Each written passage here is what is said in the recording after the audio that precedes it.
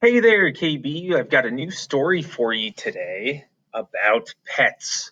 You know that we've been learning about pets this week and what it takes to take care of a pet the right way. Now, this story is a good one. It is a non-fiction story about real pets in real life called The Family Pet. Okay? Now, what we're going to do is we're going to take a look at different families and pets that make sense for them. So sometimes a type of pet might not be right for a certain type of family. If a family is very busy, they might not be able to take care of a pet that takes a lot of work and effort to care for.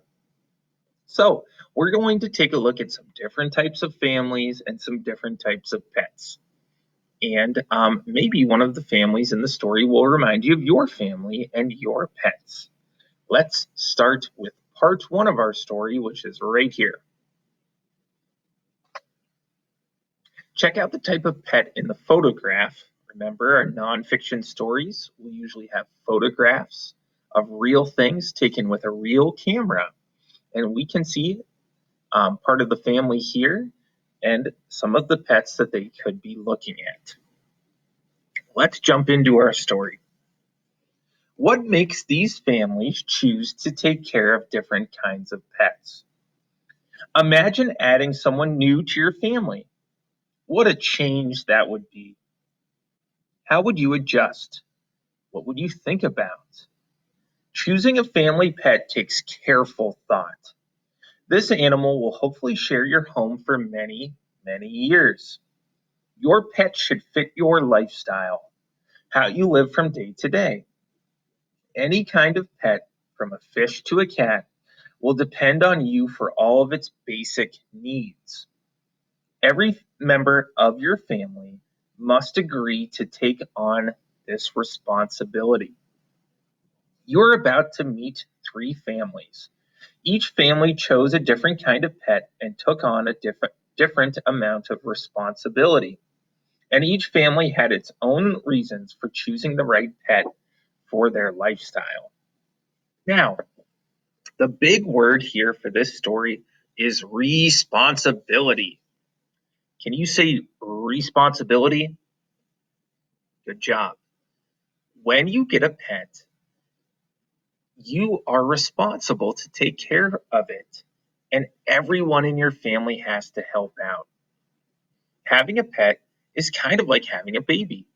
You have to make sure that the pet has everything it needs to be happy, safe, and healthy. And there's lots of jobs that go along with each type of pet. Now, let's look at a family that will be taking care of this type of pet. So check out what type of animal you see in the photograph, and let's read part two of our story. Now it is time to meet the Park family. Let's learn about their lifestyle. This will help you understand this family's choice of a pet. The Parks live in a small apartment in a city.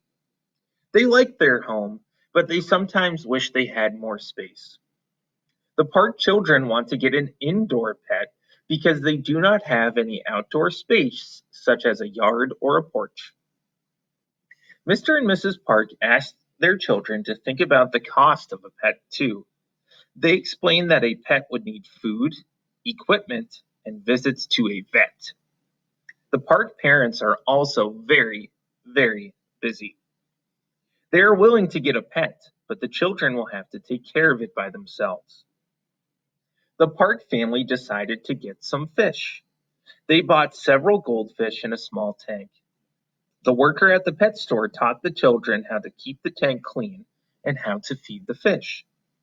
Caring for a few goldfish takes up very little time and space.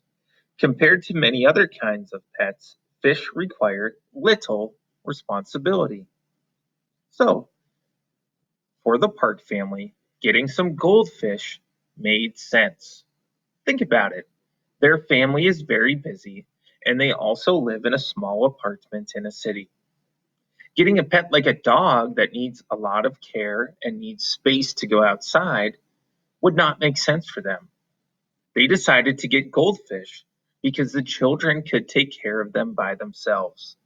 They were taught how to clean the tank and feed the fish. That's why fish made sense for the Park family. Now, other types of families might have other types of pets that make sense for them. Let's learn about another family. Let's meet our second family, the Dasons. This family lives in a house outside of a city. The Dasons are active people who like to be outside, but they are also not home very much. This means that they are too busy to walk a dog or play with a cat every single day. Still, the family would like an entertaining pet to enjoy. After visiting a bird breeder, the Dason family bought one male parakeet, who you can see here. Back at home, Mr. and Mrs. Dason help their children as they learn to care for their bird. Each day they must change the parakeet's food and water and tidy up the cage. Then, every 2 weeks, the cage and bird toys need a thorough cleaning. The children take turns doing this task. It's often time to play. Parakeets are fun pets that like to be held. The family has learned that they can train their parakeet to talk. The key is to speak clearly and slowly and to repeat the same words.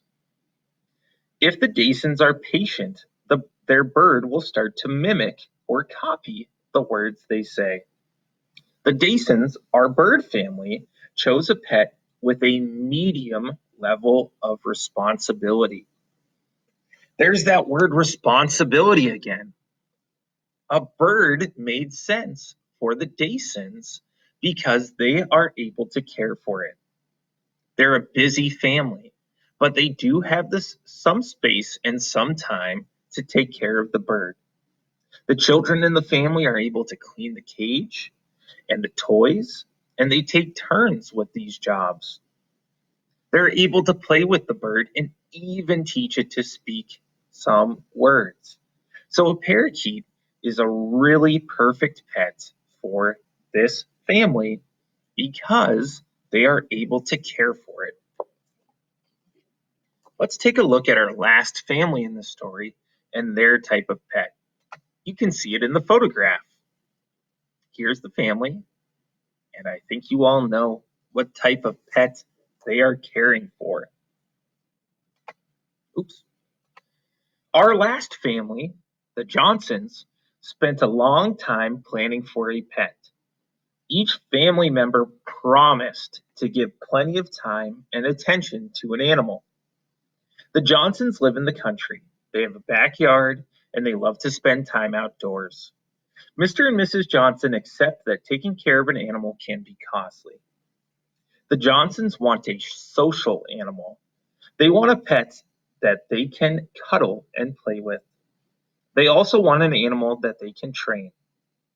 The Johnson family decided to adopt a golden retriever puppy.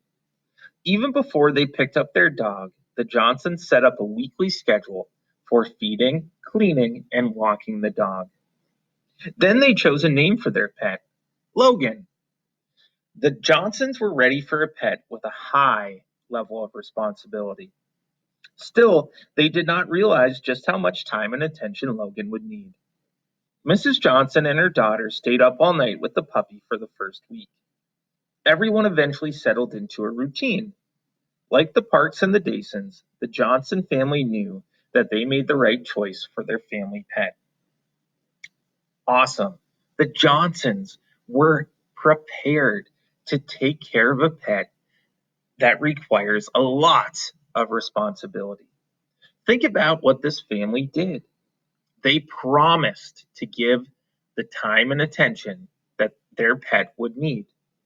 They also set up a plan for the different jobs and who would do those jobs.